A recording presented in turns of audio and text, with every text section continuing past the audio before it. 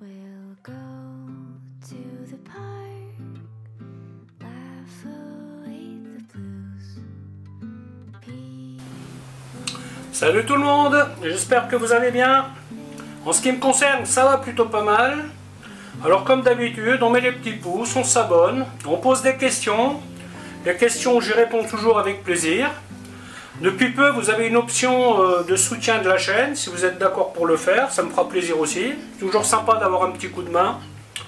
Alors aujourd'hui, je vais vous montrer une recette familiale qui n'est pas très compliquée à faire, mais bon, c'est quand même pas mal de savoir comment faire. Je vais vous faire un poulet à la broche. Alors moi, j'utilise la machine qui est là derrière. Donc c'est une rôtissoire. Mais si vous avez une broche dans votre four, vous pouvez utiliser cette broche. La préparation, ça sera la même. Bon, il se trouve que je n'ai pas de broche. Il se trouve qu'on m'a offert cette machine. Voilà, et j'ai déjà testé pas mal de choses là-dedans. C'est vraiment une chouette machine et elle n'est pas excessivement chère. Vous voyez, vous pouvez faire des saucisses, vous pouvez faire... Après, moi, je déconseille tout ce qui doit cuire vite et qui doit être saisi. Ouais, parce que moi, j'ai tout essayé. Hein, les merguez, les brochettes... Qu'est-ce que j'ai essayé encore? Les chipots, les saucisses de pommes de terre. Ça, c'est quelque chose que je ne referai plus. Par contre, si vous avez un morceau d'échine, vous le mettez là-dedans, il sera top. Hein. Si vous arrivez à mettre un morceau d'agneau, vous voyez, un petit gigot d'agneau, vous le ficelez bien, il sera top. Le poulet, il sera top. Jarret braisé. Par contre, pour les jarrets, il faut prendre des jarrets frais. Hein. Ne prenez pas des jarrets salés. Parce que ça a tendance à trop saler. Vous faites ça là-dedans, vous voyez, il y a plein de choses que vous pouvez faire là-dedans. On a même testé un kebab de poisson déjà, c'est super top. Bon là je vais en faire une vidéo un jour, hein, mais bon c'est un petit budget, donc là pas tout de suite. Et qu'est-ce que j'ai fait aussi? Ah oui, on a fait un kebab d'agneau, donc viande marinée, montée, coupée nous-mêmes. Et vraiment c'est une machine, moi j'adore cette machine, hein. Elle sert très souvent ici. Et elle coûte une centaine d'euros, donc vous voyez, c'est pas non plus une ruine. Et voilà. Donc ok, bah écoutez, je vais vous montrer comment faire tout ça. A tout de suite. Ok, donc pour le poulet, la première chose que nous allons faire, nous allons préparer la marinade. Alors bien entendu, chose que je vous dis d'habitude, vous mettez dedans ce que vous voulez. Il n'y a pas de contrainte. Alors moi je commence par y mettre un petit peu de moutarde. Vous voyez, pas une cuillère pas tout à fait pleine. Petite goutte d'huile d'olive. Hop. Alors moi aujourd'hui, je ne vais pas le saler parce que ce que je prépare là, c'est pour demain. Hein, et on ne sale jamais une marinade, ça il faut savoir. Là, je vais le faire mariner tranquillement jusqu'à demain. Ensuite, paprika. Oui, là j'en mets pas mal. De l'ail séché. Hop. Persillade. Voilà. Un chouïa d'herbe de Provence. Voilà. Un peu de curry. Quand je dis un peu, façon de parler, hein, ça c'est... Moi j'adore le curry, hein, donc j'y vais. Hein. Hop. Tout petit peu de piment de Cayenne. Voilà, hop. Sauce soja. Hop. Et une pointe d'ail. Ah. Chose que j'ai oubliée.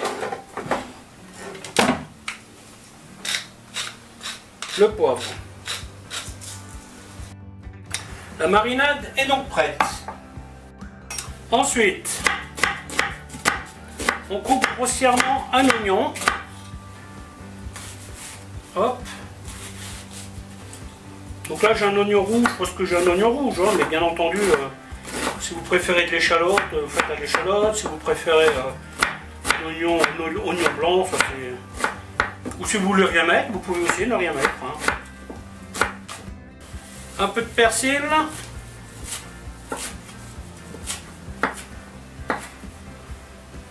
Voilà. Un petit peu de poivre. Voilà. Ensuite, on enlève l'élastique. Mais on va le garder hein, parce qu'on va le réutiliser. Et ensuite, on fait un petit mix. Et on met ça dans le poulet. Alors bien entendu, si vous n'avez pas le temps de le mariner, c'est pas grave. Hein. Vous pouvez le faire, je fais très souvent ça à l'arrache. Hein, bon, parce que bon, pour une fois, j'anticipe. Donc, ça, il n'y a pas du tout d'obligation. Hein. Bien entendu, ce que je mets dedans là, je peux l'utiliser pour faire un jus, très facilement. Hein. Je le sors du poulet, je mets du fond brun à l'intérieur, et hop, et puis ça y est. Hein. Donc, concernant la broche, il faut faire attention, ça c'est le haut. Donc, vous calculez à peu près que ce soit aux résistances, vous voyez, parce qu'en fait, la pointe elle est là, donc c'est un peu embêtant. Donc, faites bien attention à mettre votre broche comme ça. Hein. Voilà, ensuite, une fois que ça c'est fait, on va passer à l'opération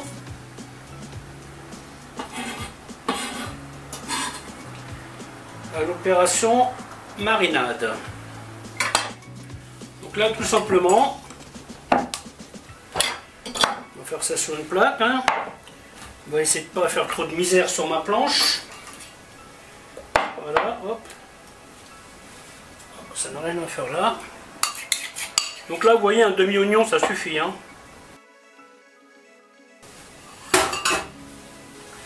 Et après, on badigeonne bien le poulet.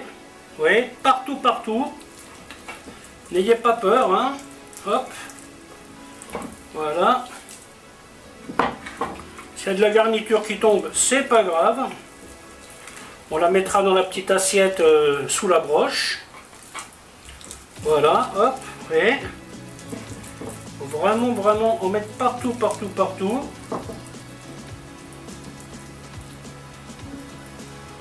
Voilà, hop. Voilà, voilà, voilà. Donc une fois que vous avez fait ça, vous remettez l'élastique. Alors c'est assez facile, hein, vous voyez, vous mettez les ailes dedans. Attendez, d'abord, bon, attendez, je vais vous montrer ça là-dessus parce que... Vous voyez, vous mettez les ailes, vous les repliez vers l'arrière, hop, hop. Après, vous prenez votre élastique, vous le mettez comme ça, vous voyez, vous le switchez et vous mettez les cuisses dedans. Voilà, tout simplement, vous voyez, pas bien compliqué.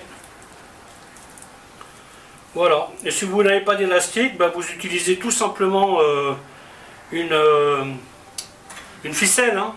Mais dans cette machine-là, il vaut mieux, même sur toutes les broches, il vaut mieux que le poulet soit bridé. Hein. Ensuite, on va y mettre la broche. Donc, il vaut mieux bien serrer tout de suite. Hein. N'oubliez pas que ça, c'est le haut. Ça, c'est le haut. Et bien, tout simplement... Hop, vous mettez ça dedans, vous piquez bien, vous prenez l'autre côté, vous piquez bien et vous fermez bien. Voilà, et ce poulet il va attendre jusqu'à demain. Ensuite, nous allons passer au fromage blanc. Donc là, j'y mets 3 bonnes cuillères de ciboulette.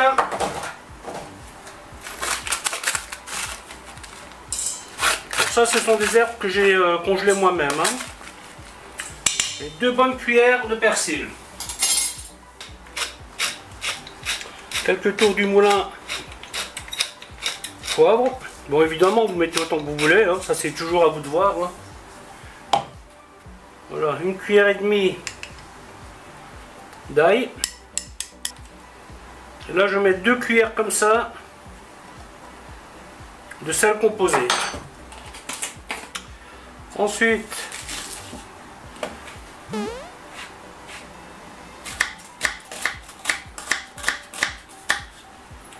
on coupe les échalotes.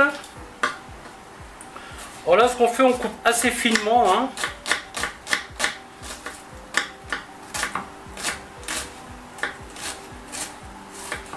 Alors cette sauce, je m'arrange toujours pour la faire bien en amont, pour qu'elle ait le temps comment dire, que les goûts se communiquent, vous voyez. En général, je la fais pas trop à la dernière minute. Hein. Ça, j'aurais même pu le faire hier en même temps que le poulet, par exemple. Hein. Mais là, bon, de toute façon, on va pas manger avant 2-3 heures. Ça suffira largement. Et aussi, je la sors un peu avant du frigo pour qu'elle soit tempérée. En Alsace, nous avons un plat exactement comme ça, un fromage blanc. On appelle ça le Lübeckkäse. C'est un fromage blanc assaisonné, aromatisé, que vous mangez avec des pommes de terre en robe de champ et aussi avec du jambon fumé, du jambon normal. Vous trouvez ça dans pas mal de restaurants. C'est un truc assez classique, hein, genre repas du soir. Voilà, on mélange bien. Parfait. Concernant les pommes de terre, vous pouvez les mettre tout simplement sur une plaque comme ça et les mettre directement au four. Aujourd'hui, je vais faire un choix différent. Je vais les aromatiser et je vais les mettre dans du papier alu. Alors vous choisissez de la grosse pomme de terre. Voilà. Je mets une petite noix de beurre, un petit peu de sel, un petit peu de persillade. Quand vous refermez la pomme de terre, vous faites bien attention à ce que l'ouverture reste en haut. Vous voyez? Voilà. Vous ne la mettez pas comme ça au four. Vous la laissez comme ça. Bien entendu, on essaye de ne pas avoir de trous dans le papier. Et vous mettez ça sur la plaque. Et voilà. Donc là, il n'y a plus qu'à les mettre au four, 180 degrés. Il faut compter 35-45 minutes. Hein. Donc moi, ce que je fais, je les mets au four. Je les teste à 35. Parce que là, ce sont quand même des grosses pommes de terre. Mais je pense que celles-ci, elles vont bien prendre 45 minutes de cuisson. Voilà, le poulet a donc mariné 24 heures à peu près. Hein. La machine est prête. Donc vous avez une petite assiette que vous mettez en dessous.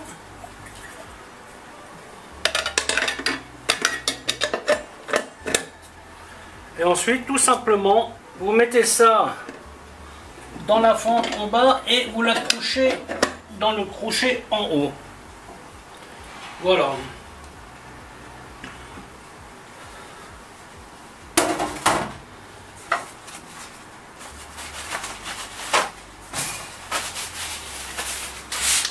À savoir, cette petite assiette que vous avez là, vous ne pouvez pas vraiment y cuire quelque chose. Alors moi j'ai testé plusieurs choses. Hein.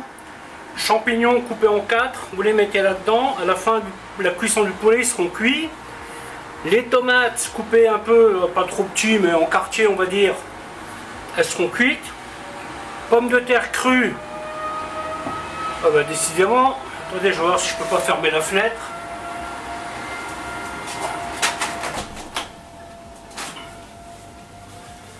Bon, ils font des travaux dans la rue là, c'était pas trop prévu. Mais bon, c'est pas grave. Donc, comme je disais, pommes de terre crues, c'est pas la peine. Hein. J'ai essayé déjà même des tout petits cubes, ils cuisent pas. Courgettes, ça marche. J'ai déjà mis des spätzle à chauffer en dessous. En fait, ce qui est bien quand vous faites ça, c'est que vous avez le jus et la graisse du poulet qui coulent sur votre garniture. C'est plutôt sympa. Ou alors si vous avez des échalotes que vous avez déjà fait suer, vous les mettez là en bas. Pareil, ça marche plutôt bien. Hein. À savoir, une fois que vous avez lancé la machine, il faut compter 1 heure. Voilà, vous prenez votre minuterie, 1 heure, c'est bon. La limite de cette machine, c'est 1,4 kg de mémoire. Hein. C'est-à-dire, vous ne pouvez pas mettre un truc qui pèse plus de 1,4 kg. Il me semble que j'ai déjà essayé un truc plus lourd, mais en fait, vous voyez, ça a tendance, parce que là au fond, vous voyez, quand vous fermez, vous avez des résistances, et parfois ça touche derrière, donc c'est pas vraiment génial. Hein. Alors, qu'est-ce que je peux encore vous dire? Ah oui, il y a un truc que vous pouvez faire aussi.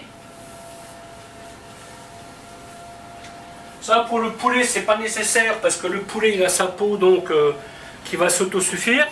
Mais si par exemple vous faites des jarrets, ben, vous mettez un peu d'eau ou un peu de bouillon dans le spray et 3-4 fois dans une cuisson, vous faites pchit pchit pchit et comme ça, ben, vous humectez votre jarret et puis voilà, il n'en sera que meilleur et plus croustillant.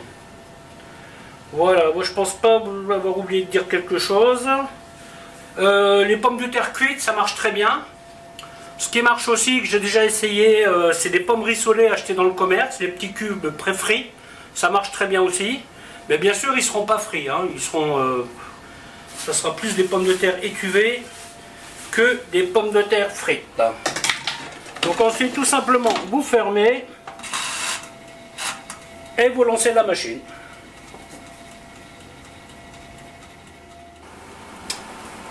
Donc le poulet il se porte bien, il lui manque une petite demi-heure.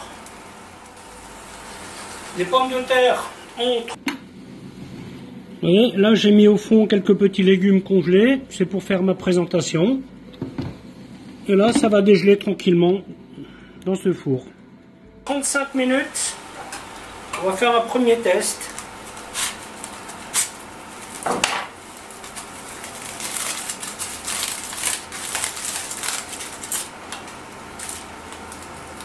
Ouais, voilà, c'est bon, je pense que les 15 minutes, il leur faut encore. Hein. Vous voyez, vous piquez juste dedans, avec un couteau assez fin. Donc là, je le remets au four 15 minutes. 50 minutes, les pommes de terre sont cuites. Je vais donc les laisser dans le four que je vais baisser à 80 degrés.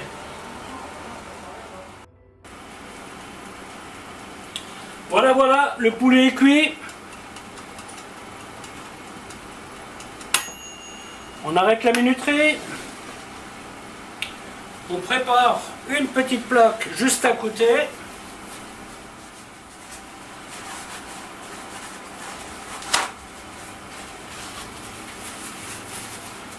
Et après, on l'attrape. Hop. Ça, je vais le mettre avec. On fait bien attention, hein, parce que c'est de la matière grasse qui est très chaude. Hein. Voilà. Ensuite, on dévisse. Alors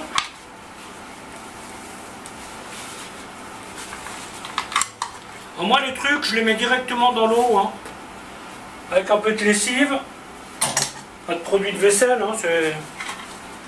Hop.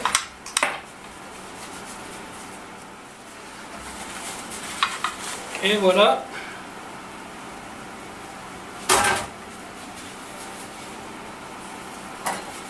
Ensuite on coupe l'élastique.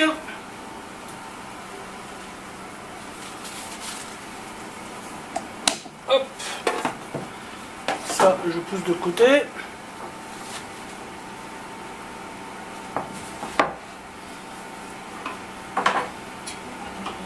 Ensuite, on le met comme ça pour l'égoutter un peu.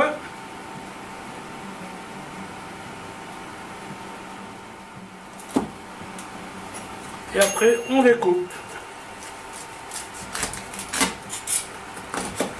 Alors si vous n'avez pas de couperet, vous prenez un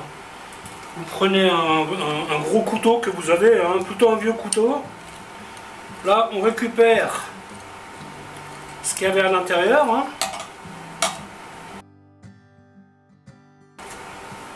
Et ensuite, tout ça, je récupère. Parce que là, je vais pouvoir faire une sauce avec. Hein. Pas aujourd'hui, parce que la sauce d'aujourd'hui je l'ai. Mais ça passe très bien. Voilà, voilà, mais écoutez, la vidéo va s'arrêter là. En espérant qu'elle vous aura plu. Alors je vous dis à bientôt pour une autre recette. Bye bye.